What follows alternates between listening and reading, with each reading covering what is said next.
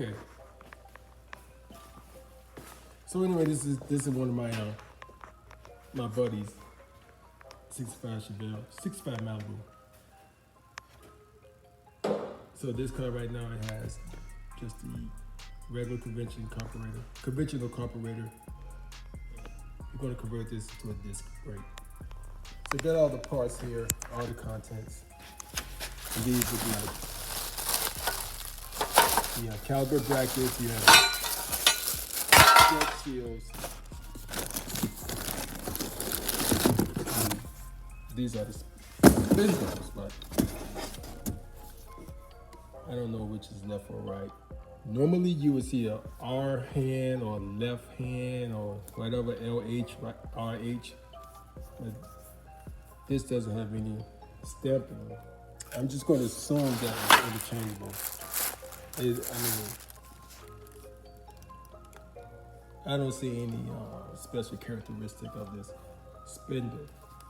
Or, I'm sorry, you could say spindle or you could say steering knuckle, whatever pleases you.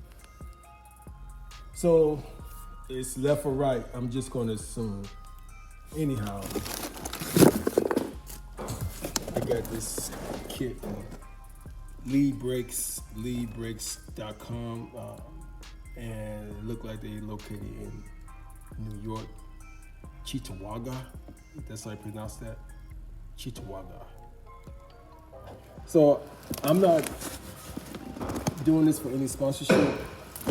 It's just they were the least expensive brake conversion that I found.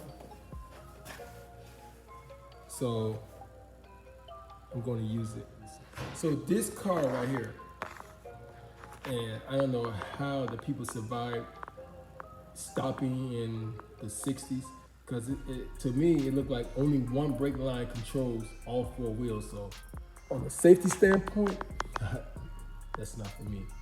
So even if this was my car, the first thing I would have done was try to put some type of proportional valve just for my safety, because if one brake line goes out, then that's it. All four brakes is inoperative.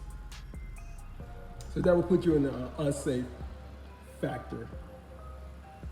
So that's got to go. We're going to convert the front brakes into disc brakes. So it's going to have calipers in the front, and we're going to maintain the drums in the rear.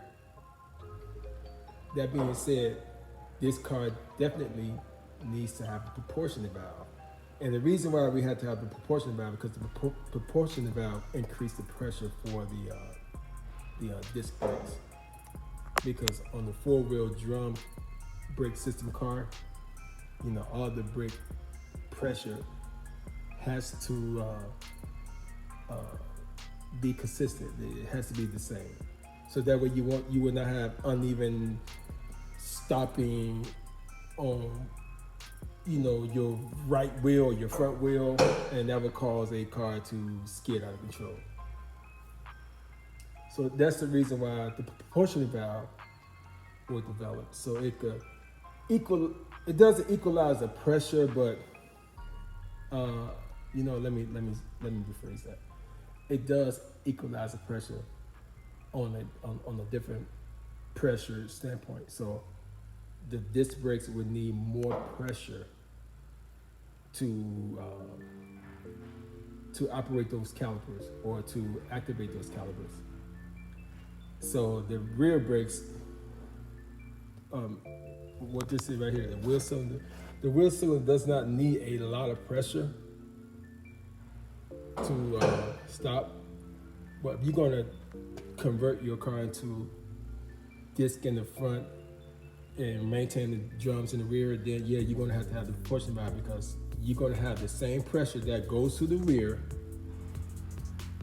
trying to stop those calipers, or try to have those calipers to push out. So now you're going to have just a soft, spongy brakes. So if you converted your brakes into disc front, maintain rear drums, and if you had issues when your brake pad was still soft, then that's because you need a proportional valve. So that's the reason why I'm going to change the proportion valve on this car.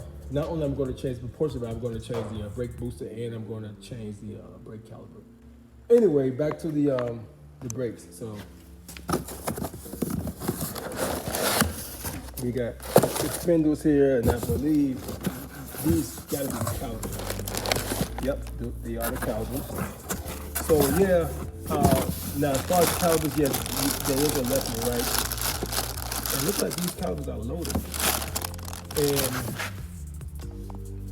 the calipers always, well, majority of the cars that I've worked on, the calipers always sit in the back of the wheel. So I never seen front calipers in the front. I've always seen them in the rear, and that's how you can tell which is left or right. And another thing, always make sure that the bleeding screw is on the top, because that's where the air escapes. What up, though? It's your main man, Chevy Malibu. You just got to watch it part 1. Do me a favor and hit that link down below. That will get you to part 2. Thanks.